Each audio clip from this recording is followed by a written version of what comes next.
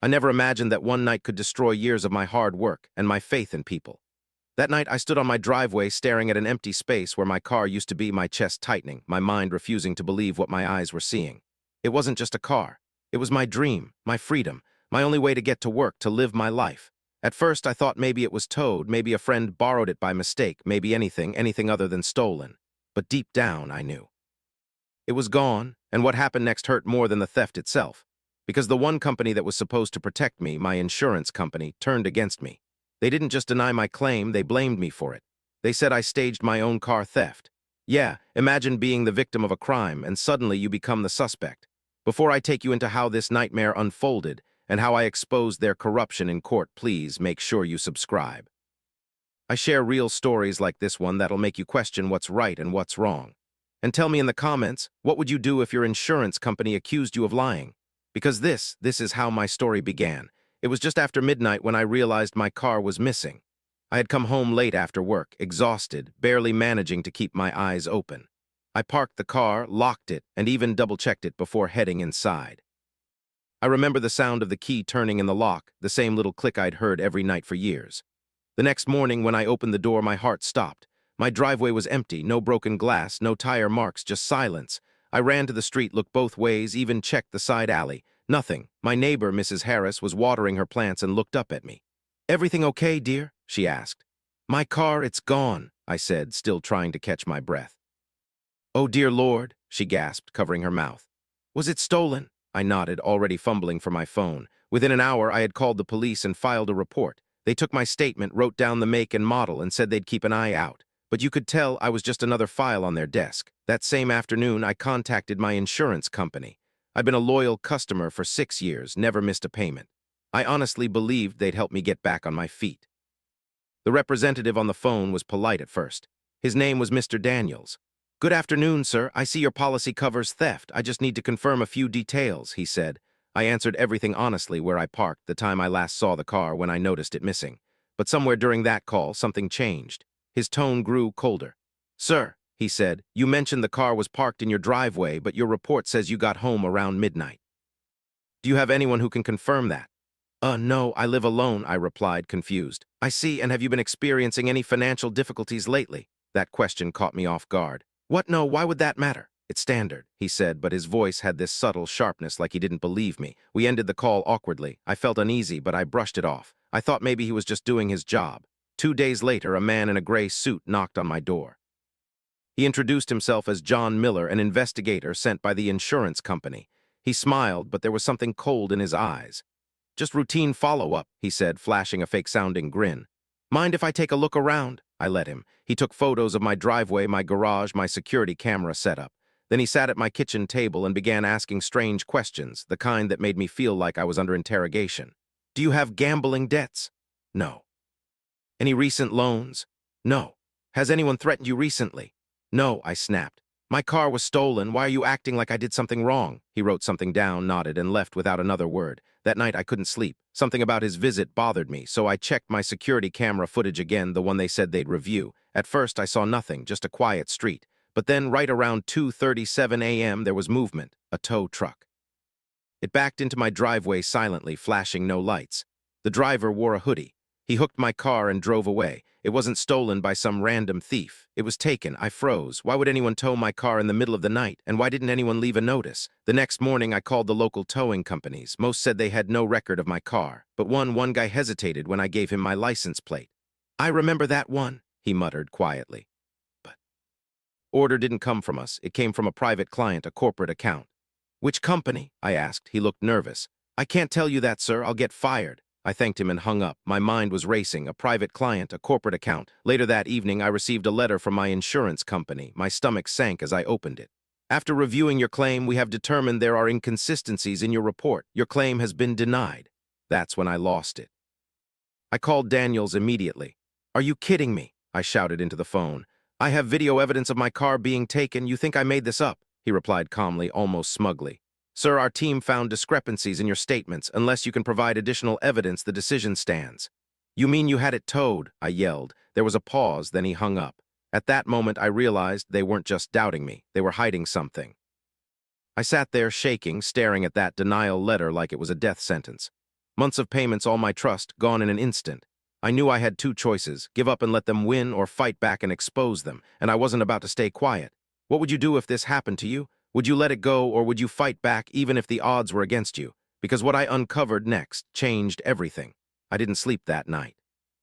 Every time I closed my eyes, I saw that tow truck pulling away with my car and that smug tone in Mr. Daniels' voice when he said, "The decision stands." I felt helpless, like a small voice screaming into an ocean. But the more I thought about it, the angrier I became. They thought they could just walk over me, deny my claim, take my money, and make me look like a liar. Not this time. The next morning, I started digging. First, I went back to the towing company that had hesitated when I gave them my license plate. The guy, a young man named Rick, looked nervous when he saw me again. "Hey, I told you I can't talk about that," he said, lowering his voice. "Please, man," I begged. "That car was my life. Just tell me who requested the tow." He sighed, glanced around, then whispered, "It came from someone named Daniels, D. Daniels." My heart stopped. Daniels, the same insurance officer who denied my claim. "Can I have that in writing?" I asked. He shook his head. "No way. If they find out I talked, I'm done." So I did what I had to do. I hit record on my phone and let him repeat it. He didn't know it, but that single recording would become the first brick in the wall that brought everything down. What would you have done in my place? Would you risk everything to expose the truth or walk away before it got dangerous? Let me know in the comments. When I got home, I called Daniels again. "Mr. Daniels," I said, trying to sound calm, "I spoke to the towing company. They said you authorized the tow." There was silence on the line, then a soft, mocking laugh. "Be careful with your accusations, sir. You're already in breach of policy for providing false information." "False information? You're the one lying," I shouted. "I have proof." "Oh," he said, "then send it to our legal department. Let's see what they think." And just like that, he hung up again. I remember standing in my kitchen, phone in hand, shaking with rage. They weren't just ignoring me, they were taunting me. That evening, I decided to go to the police. The officer at the front desk recognized me from my theft report. "Back again?" he asked. "Yeah, I think I know who took my car." When I told him it was my insurance officer, he raised an eyebrow. "That's a serious accusation. Do you have proof?" I played the recording. He listened carefully, then leaned back in his chair. "Well," he said slowly, "this sounds like insurance fraud. But to act on it, we need something official, paper trails, authorizations, anything linking that tow to Daniels' company." Paper trails, that's what I needed. Over the next few days, I called every contact I could find, the towing yard, the insurance office, even the local vehicle impound lot. Most people stonewalled me, saying they couldn't release confidential information. But then something unexpected happened. I got an anonymous email. The subject line read, "You're right about Daniels." The message said, "Check the storage warehouse on Maple Avenue. Look for Unit 17, but be careful who you tell." My hands were trembling as I read it. Who sent this? A whistleblower, someone inside. The next morning, I drove to Maple Avenue. It was an industrial area, mostly empty except for a few warehouses and a fenced parking lot. I parked a block away and walked the rest of the way, my heart pounding. Unit 17 looked abandoned. Rusty padlock, no lights, but through a crack in the side door, I saw something that made my blood run cold. Cars, dozens of them, parked in tight rows covered with dust and tarps. Some looked brand new. Others, like mine, had identifying marks scratched off. I took out my phone and recorded everything, the plates, the serial numbers, the VINs. It was all there. I called the police immediately. When the officer on the other end asked who I thought owned the warehouse, I said one name, Daniels. That same evening, I got another call, but not from the police. "Mr. Khan," a voice said. It was deep, almost threatening. "This is a friendly warning. Stop asking questions about Daniels. People who dig too deep sometimes don't like what they find." Then the line went dead. I stood frozen. Someone was watching me. That night, every sound outside my window made me jump. I started second-guessing everything. Maybe I had gone too far. Maybe they were right. Maybe I should stop. But then I looked at that denial letter sitting on my table, and the fear turned into anger again. No, I wasn't stopping. Not until I got my car back. Not until I got justice. The next day, I went to a lawyer. I brought him everything, the recording, the warehouse video, even the threatening voicemail. He listened quietly, taking notes. Finally, he looked up and said, "This isn't just one bad officer, Mr. Khan. This looks like a full-blown insurance scam. They deny claims, tow cars, sell them off privately, and pocket the money. We're going to the police together." For the first time in weeks, I felt a glimmer of hope. We went straight to the station. My lawyer handed everything to a detective, Detective Morales. She was sharp, direct, the kind of person who didn't waste words. "Mr. Khan," she said, "if this checks out, it's a serious case, but we'll need to verify that the warehouse is linked to Daniels before we can move in." "Do it," I said. "I'll testify whatever it takes." That night, I couldn't sleep again, but this time it wasn't from fear, it was anticipation. I kept imagining the moment they'd catch Daniels, the look on his face when the truth hit him. But little did I know, things were about to get much darker. Because when the police finally made their move, they didn't just find my car. They found dozens and something far worse hidden beneath it all. What do you think they discovered in that warehouse? Would you keep fighting if you knew your own life might be at risk? Comment below and stay tuned, because the next part changes everything. The next morning, I got a call from Detective Morales. Her tone was calm, but I could hear the seriousness underneath. Mr. Khan, we verified the lease documents for that warehouse. It's under a shell company, but the signature on the papers belongs to a man named Daniel Reed. Ring any bells? Daniel Reed? I repeated, confused for a moment, then it hit me. Daniels, that's him. He uses a middle name at work. Exactly, Morales said. We have enough for a warrant, but we're going to need you to come in and make a formal statement before we move forward. My heart pounded. When do we go in? Tomorrow morning, she said. And Mr. Khan, don't talk to anyone about this. Not your insurance company, not your neighbors, no one. We can't risk tipping them off. That night, I sat alone in my living room, staring at the denial letter again, the CCTV still of the tow truck frozen on my screen. It all started with that one moment, a missing car, and now I was part of a full-blown criminal investigation. I didn't sleep at all. Every creak in the house made me jump. I kept thinking, what if they find out I went to the cops? What if that call yesterday was real, the warning wasn't just to scare me? But there was no going back. The next morning, I met Detective Morales and 2 officers at the precinct. She briefed me on the plan. They were going to raid the warehouse with a warrant and secure all vehicles and documents. You'll stay in the car, she said firmly. You're a witness, not an officer. We drove in unmarked vehicles to the industrial area. My stomach twisted the closer we got. The warehouse loomed in the distance, silent, ordinary, hiding something terrible.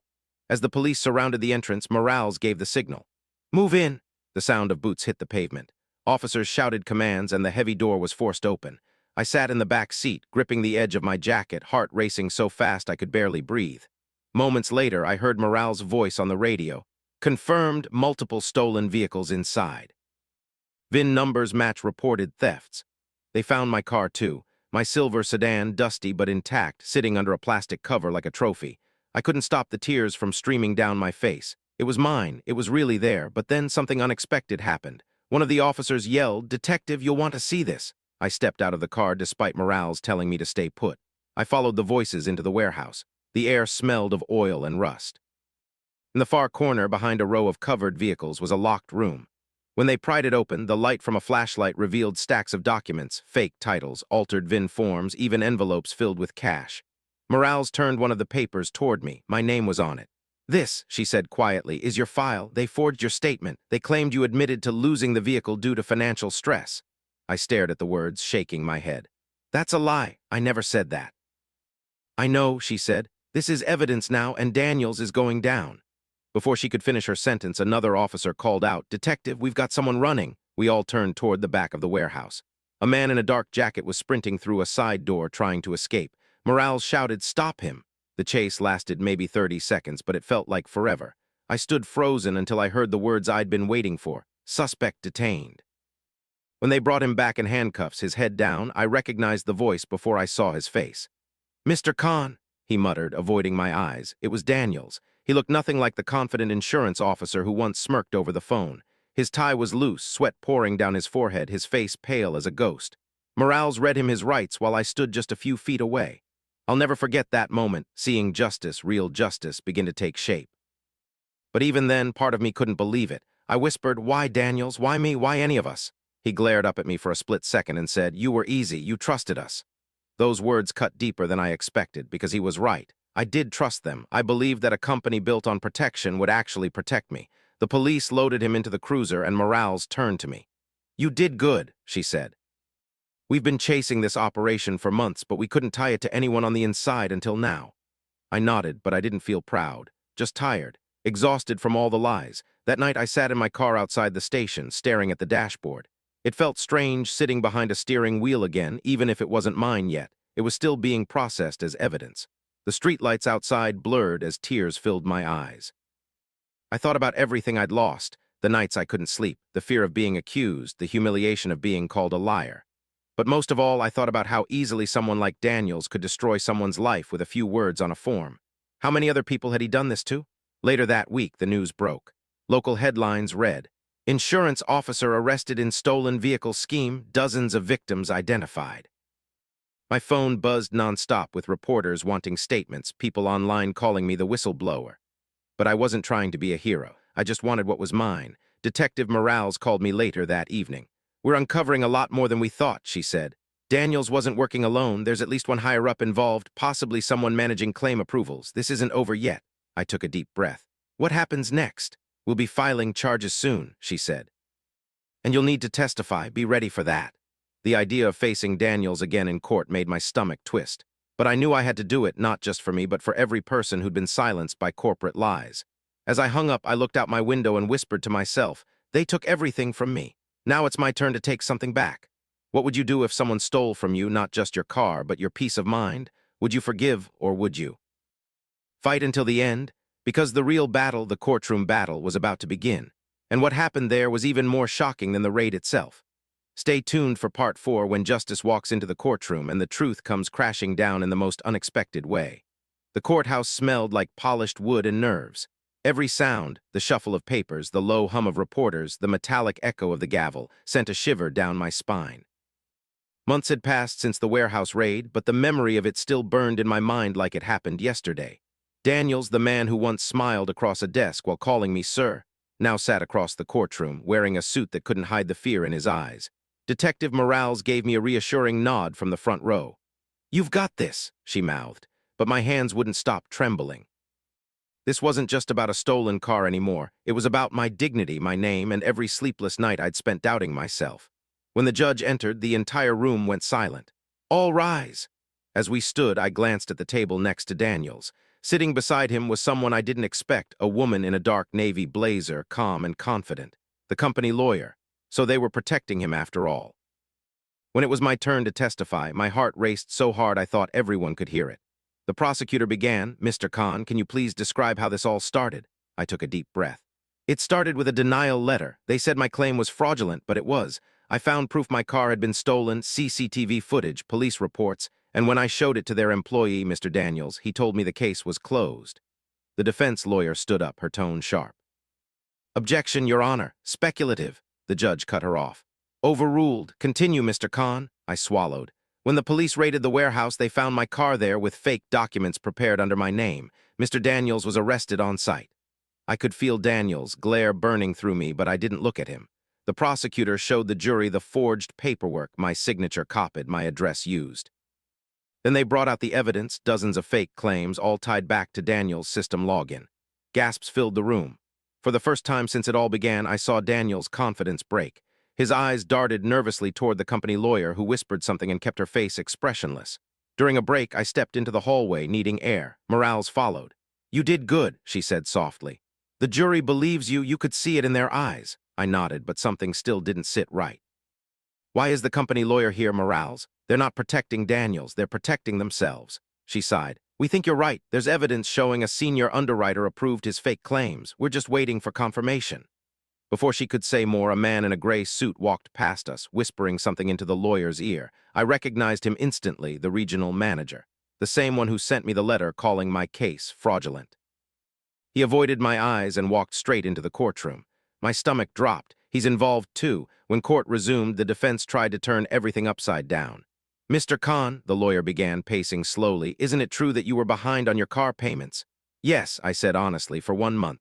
"And isn't it possible," she pressed, "that you fabricated this theft to avoid repossession?" I clenched my fists. "No, I reported the theft before they even called about payments." "You can check the timestamps." The prosecutor immediately interjected. "Your Honor, the witness's report was filed 3 days before the alleged default notice. The defense is intentionally misleading." The judge frowned. "Objection sustained."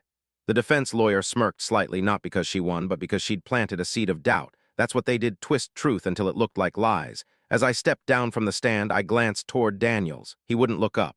His hands were shaking. Maybe guilt was finally catching up to him. 2 days later, something unexpected happened. During testimony, the prosecutor called their next witness, someone from inside the company. A man in his early 40s walked nervously to the stand. He raised his right hand. "I swear to tell the truth." His name was Ethan Ross, a data analyst from the claims department. I'd never seen him before, but the moment he started talking, I realized he was about to blow the whole thing wide open. He said I worked under the regional manager. We were told to fast-track certain claims approved by Daniels. Whenever something looked suspicious, the manager said, "Don't ask questions. These are internal recoveries." The courtroom erupted in murmurs. The judge banged his gavel. "Order," Ethan continued, his voice shaking but steady. "I came forward because I saw the news about Mr. Khan. I recognized his file. It was used as a training example for how to bury claims fast." My heart stopped. He turned toward me. "I'm sorry," he said quietly. For a moment, I couldn't breathe. I wanted to be angry, but all I felt was this heavy sadness, the realization that this wasn't just one bad employee. It was a system built to crush people like me. When the prosecutor finished questioning him, the judge called a short recess. The company lawyer stood up and whispered furiously to Daniels. Then Daniels did something no one expected. He stood and said loudly, "Your Honor, I want to make a statement." His lawyer tried to stop him, but it was too late. The courtroom went silent. Even the judge looked surprised. "Mr. Daniels, this isn't the time." "I don't care," he said. "They used me. They told me to handle the claims their way, to deny, delay, and destroy evidence if needed. I did it because I thought I was untouchable, but they're the real criminals." Everyone froze. Morale's eyes widened. "Who?" the judge asked. Daniels pointed straight at the regional manager. "He was the one who started it. The company wanted clean books for the board. They made us file fake thefts, claim payouts, and repossessions. It was never about one car, it was about millions." The room exploded in whispers, reporters scribbling furiously. The judge immediately ordered both Daniels and the manager into custody pending investigation. And me. I just sat there shaking, realizing that my little claim, my fight for one stolen car, had just uncovered a multi-million-dollar corporate scandal. That night I couldn't sleep. I sat in my kitchen staring at my reflection in the window. My phone buzzed nonstop with messages, but I ignored them. Then a message popped up from an unknown number. No name, just one sentence. "You think this is over, but it's not. People higher than Daniels will make sure you regret this." I froze, my hand tightening around the phone. Was it a bluff or another warning? I didn't know. But deep down, I realized something chilling. I might have exposed corruption, but in doing so, I'd stepped into something much darker than I ever imagined. Because the people who truly controlled everything weren't in court that day. They were still out there, watching. When the truth goes public, the threats begin. And what they do to silence me next almost costs me everything. The news broke faster than I expected. By morning, every major outlet was talking about the insurance scandal. Headlines read things like, "Whistleblower homeowner exposes multi-million-dollar fraud and employee confession leads to corporate meltdown." And my name was in almost every article. At first, I thought it was good. Finally, the truth was out. Finally, people could see what I'd gone through. But fame, I quickly learned, doesn't just bring justice. It brings danger. That first day, my phone didn't stop buzzing. Reporters called nonstop. Old friends from high school suddenly remembered me. Strangers messaged saying how brave I was, but in between those messages were the other ones, the ones that made my stomach twist. "You should have kept your mouth shut. They won't let this slide. People disappear for less than this." At first, I brushed it off as online trolls, but then the calls started coming from unknown numbers. No voices, just breathing. Slow. Heavy. Intentional, I'd answer, and after a few seconds, they'd hang up. It started happening late at night, too. 2 a.m., 3 a.m., the kind of hours when silence feels louder than any sound. A week after the verdict hearing, I came home one evening and saw something strange. My front door was slightly open. For a moment, I froze, that gut feeling of dread you can't explain. I pushed it open carefully. Everything looked normal at first, until I saw it.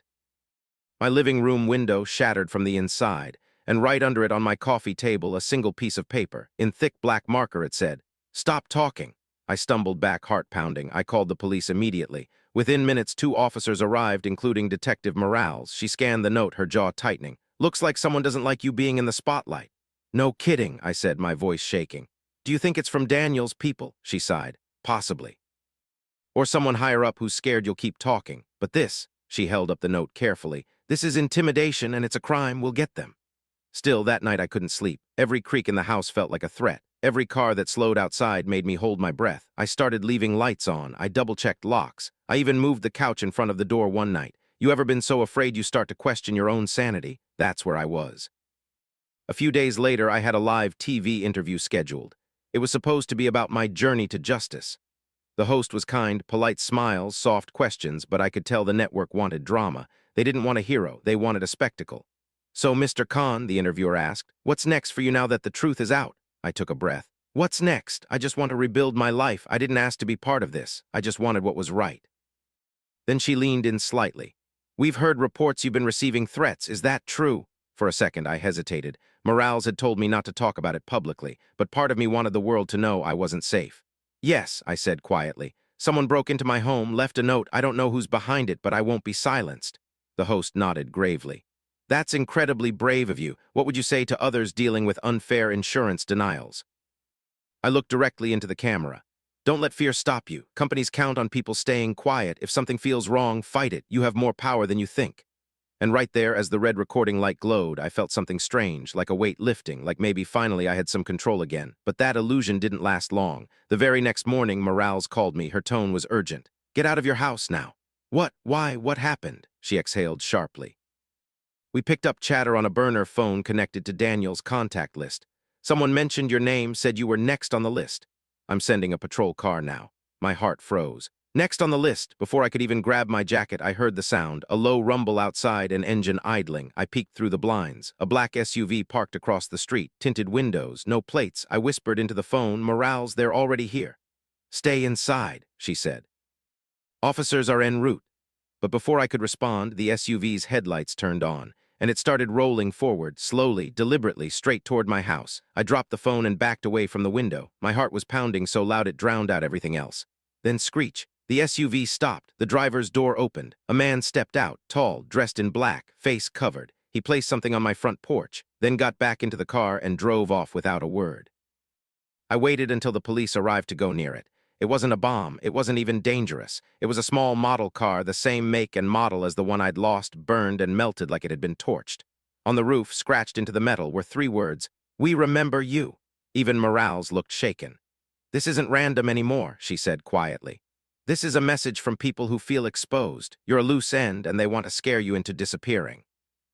That night, I sat in my living room with the model car on the table. I stared at it for hours. I thought about leaving the country, about running. But then I remembered something, Daniel's confession, the people behind him.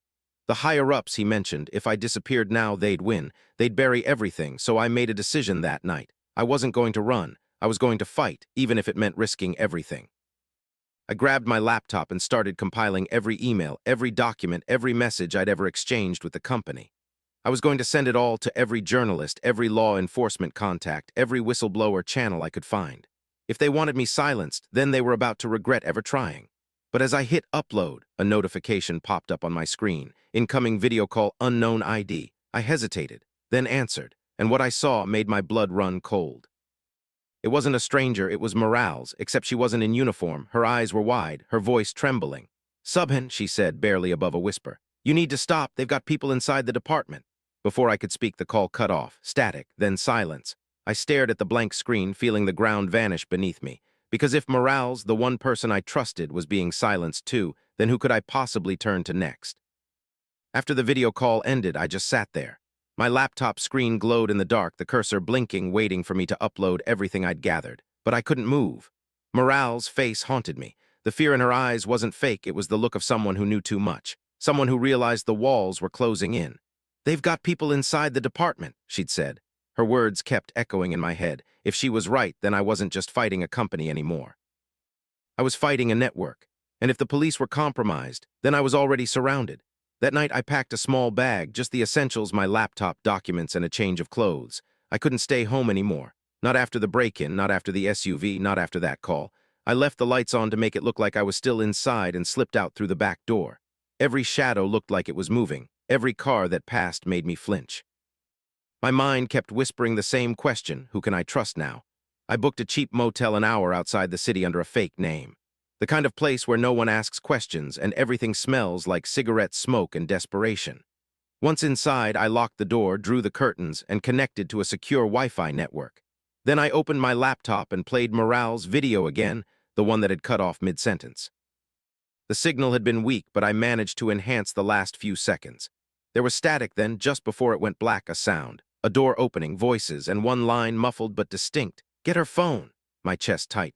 She wasn't warning me from home. She was being caught in real time. That was when I knew Morales was in danger, and if they had her, I might be next. I opened my encrypted email draft, the one with all my collected evidence.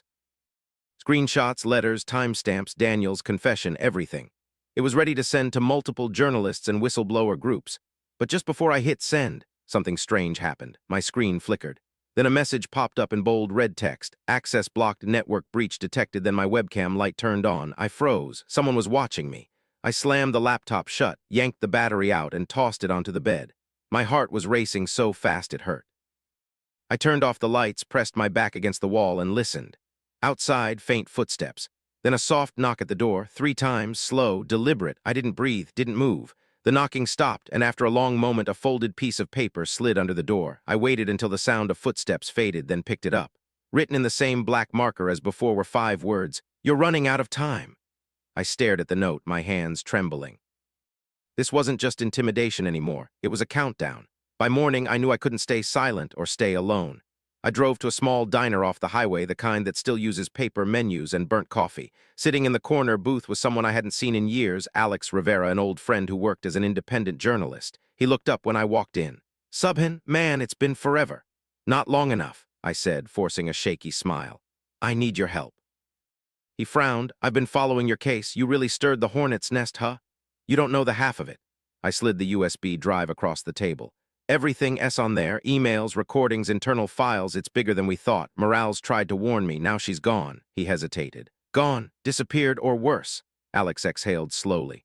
"Okay, I'll look into it, but if this goes as deep as you think, you're not safe, and neither am I once I open this."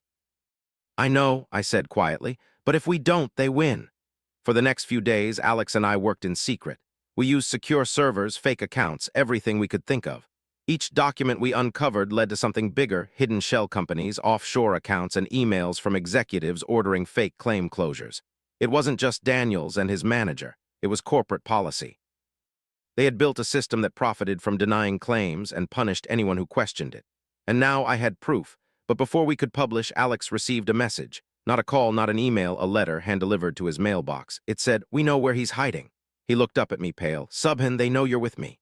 That night, I insisted he stay somewhere safe, but Alex refused. "If we stop now, they'll bury everything. We're too close." He was right.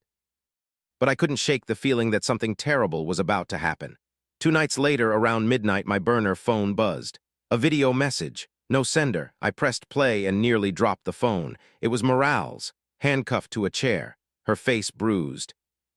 But her eyes were defiant. She whispered, "Subhan, they found out. Don't trust anyone wearing a badge." Then the video cut to static. I replayed it over and over, trying to make out the background. There were faint details: a flickering fluorescent light, concrete walls, a sound that almost resembled waves. A warehouse, near the docks. My heart pounded. It had to be the same network, the one Daniels worked for. The same people who torched cars, forged documents, and now kidnapped cops. I called Alex. "I know where she is. We need to go tonight." He hesitated. "Subhan, if this is a trap." "It's already a trap," I interrupted. "But she saved me once. I'm not leaving her behind." He was silent for a moment, then said, "Okay, I'm in." We grabbed flashlights, drove down the coastal road, and stopped near an old shipping yard that had been shut down for years. The air was cold. The wind carried the smell of salt and rust. We moved quietly, following the flickering lights in the distance. Every sound made my heart race. Then we saw it, a dim light inside a warehouse window. I turned to Alex. "That's it." We crept closer, staying low. And then from inside, a scream. Morales. Without thinking, I ran for the door. Alex hissed, "Wait." But it was too late. I kicked the door open and froze. A blinding light hit my face. Voices shouted then, "Freeze! Drop your weapon!" Dozens of armed officers surrounded me. And standing at the front was Detective Morales. Alive, in uniform, expression cold. My heart stopped. "Morales," I whispered. She didn't answer. She just said, "Subhan Khan, you're under arrest for obstruction of justice and cyber intrusion into government systems." Everything went black after that. The sound of sirens blurred into nothing. And as they dragged me into the police van, one question echoed in my mind: was Morales really alive? Or was this part of something even darker than I ever imagined? When I walked out of that courtroom after the temporary dismissal, I felt like I was living someone else's life, one where the guilty were free and the innocent were humiliated. The insurance company's lawyer even smirked at me as they packed up their files. That smirk stuck with me for days. I couldn't sleep. I couldn't focus. All I could think about was how they got away with it. But then something changed. Late one night, I got an email from an anonymous address. The subject line said, "You don't know what really happened to your car." My heart pounded. I almost deleted it, thinking it was spam, but curiosity got the better of me. When I opened it, there were 3 blurry photos attached. One showed a black SUV towing what looked exactly like my stolen car, 2 days before the insurance claim was even processed. The other 2 showed that same SUV parked outside an auto shop. the one the insurance company used for inspection and repairs. I stared at those photos until sunrise. Could it be? Was someone inside the company involved in this? The next morning, I printed the photos and went straight to the detective who'd been assigned to my case months ago, Officer Daniels. When he saw the photos, his eyes narrowed. Daniels, where did you get these? Me. Anonymous email. No name, no message. Just these pictures. Daniels, if this is real, this could be big. Don't show them to anyone else. For the first time in months, I felt hope. But I also felt fear, because if someone went this far to steal my car and blame me for it, they wouldn't stop if they thought I was close to exposing them. Daniels said he'd look into it quietly. Meanwhile, I tried to act normal going to work, pretending to move on, but I kept looking over my shoulder. And just when I thought things couldn't get weirder, something happened that made my blood run cold. One night, I was driving home and noticed a black SUV following me. The same kind from the photo. I slowed down. It slowed too. I turned down a different street. It followed again. I pulled into a gas station and parked under the brightest lights I could find. When I got out, the SUV sped off. I immediately called Daniels. Me. They're watching me. I just saw that SUV again. Daniels, all right, don't panic. We're close to something. Stay where you are. I'll send a unit to get footage from that station's cameras. That night, I couldn't sleep. Every creak, every sound outside my house made me jump. But deep down, a fire was building inside me. I wasn't going to let them destroy my life. 2 days later, Daniels called. Daniels, you were right. The plates on that SUV? They're registered to a subcontractor tied to the insurance company.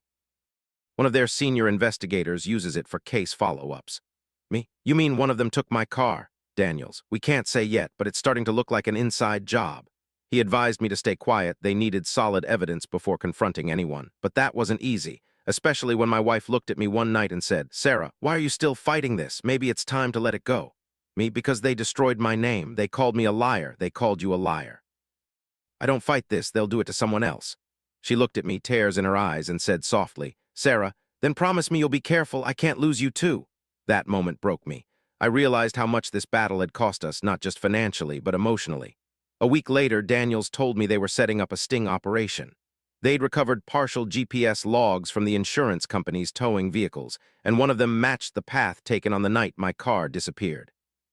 They were planning to confront the suspect, a senior claims investigator named Tom Willis. The plan was simple. Daniels would pretend to reopen my case officially, asking Willis for new verification documents. Meanwhile, the police would have surveillance on him to see if he'd try to cover anything up. I can't lie, the suspense nearly killed me. For 2 days, I heard nothing, no updates, no calls. I was just waiting, pacing around my house like a prisoner. Then one evening, Daniels called. His voice was calm but firm. Daniels, we got him. Me, what do you mean? Daniels, he took the bait. Willis tried to move a vehicle from the repair shop to a private warehouse last night. We intercepted it. It's your car repainted with new plates. I didn't even realize I'd dropped the phone until Sarah picked it up for me. My car. After all these months, they'd found it, but the story didn't end there. Daniels said the warehouse had multiple cars inside, all linked to pending insurance cases. Apparently, Willis and a few others had been approving false theft claims, reselling the vehicles, and blaming the owners to close the cases clean. I was in shock. The same people who accused me of fraud were running a scam themselves. When Daniels told me they were preparing arrests, I could barely breathe. It felt unreal. The nightmare I'd been trapped in for so long was finally cracking open, and soon everyone would see the truth. But I didn't know that before real justice could happen, things were going to get even darker. Because the moment the arrest started, someone from the insurance company tried to silence me. And that's when everything spiraled out of control. What would you do if you discovered the people who ruined your life were the ones truly guilty? Would you go public or stay quiet to protect yourself? Comment below. I'm curious how you'd handle it, because in the next part, you'll see how far they went to keep their crimes buried. I'll never forget the night after the arrests were made public. For the first time in months, I actually smiled. My car had been recovered, the police had arrested Tom Willis and 2 other employees, and the detective assured me that the case was now moving toward a full prosecution. But that smile didn't last long, because just 2 days later, everything flipped upside down again. I woke up to the sound of my wife yelling my name. When I ran to the front door, I saw it. Our porch was covered in red paint. Someone had spray-painted the words liar and thief across my garage door. My stomach dropped. I looked around, but the street was empty. No cars, no movement, just that sickening red paint dripping down the wall. Sarah was shaking. Sarah, oh my God, who would do this? Me, it's them, someone from the company. They're trying to scare us. I called Detective Daniels immediately. When he arrived, he wasn't surprised. Daniels, you've stirred up a hornet's nest. The arrests embarrassed a lot of powerful people, But don't worry, we'll increase patrols in the area. Still, I couldn't shake off the feeling of being watched. Every night I'd hear noises outside, footsteps, a car idling down the street, a shadow moving past my window. It was like living in a horror movie that never ended. Then came the worst part, the retaliation. The insurance company's PR department released a statement claiming they had no knowledge of internal misconduct and that my accusations were part of a personal vendetta. They called me an unreliable claimant who had previously attempted to manipulate evidence. They were trying to destroy me publicly. Again, that same day I got a call from a journalist who'd been following the story. "Journalist, I've seen your police reports. But off the record, they're trying to frame you as complicit in the fraud. They're saying you worked with Willis to fake your own car theft." Me, "That's insane. They stole my car. I was the victim." Journalist, "I believe you, but they've got money and lawyers. You'll need proof, the kind that burns them beyond recovery." I remember sitting there, hands trembling, wondering how far they'd go to bury me. And that's when something clicked in my head. I wasn't going to run anymore. I was going to expose them publicly, no matter the cost. So I called Daniels again. Me, "I'm done hiding. I want to go public. I want the world to know what they did." Daniels, "Be careful, Mark. Once you do that, you can't undo it. These people play dirty." Me, "Then let's get dirtier." We came up with a plan. The police had already seized evidence from Willis's warehouse, including financial ledgers, vehicle documents, and recorded phone calls between him and other executives. Daniels said those recordings were the smoking gun, but they hadn't been authorized for public release yet. I didn't care. I just wanted the truth out. So I leaked the story anonymously online along with snippets of those recordings. I posted them on Reddit under a thread titled, "Insurance company blamed me for my stolen car, but guess who was really stealing?" Within 24 hours, it blew up. Thousands of people shared it. News outlets picked it up. The company's name was everywhere, and so was mine. But this time, I wasn't the liar. I was the whistleblower. Comments flooded in. "Bro, this is insane. You need a lawyer ASAP. Expose them all." I had the same company, and they denied my claim too. Makes sense now. People from all over the country started sharing their own stories. I realized I wasn't alone. But of course, when you expose powerful people, they come after you harder. 2 nights later, around 2 a.m., my phone buzzed. It was a private number. Voicemail. "You should have stayed quiet, Mark. You've made some dangerous enemies." Then the line went dead. That same night, someone broke into my driveway and slashed all 4 of my tires. My security camera caught only a shadowy figure, tall, wearing a hoodie, but it was enough for the police to confirm I was being targeted. Daniels insisted on assigning an officer to patrol near my house for a few nights. He said they were closing in on the higher-ups, the ones who gave Willis his orders. And then came the biggest twist of all. One of the arrested employees, a junior investigator, agreed to testify in exchange for a lighter sentence.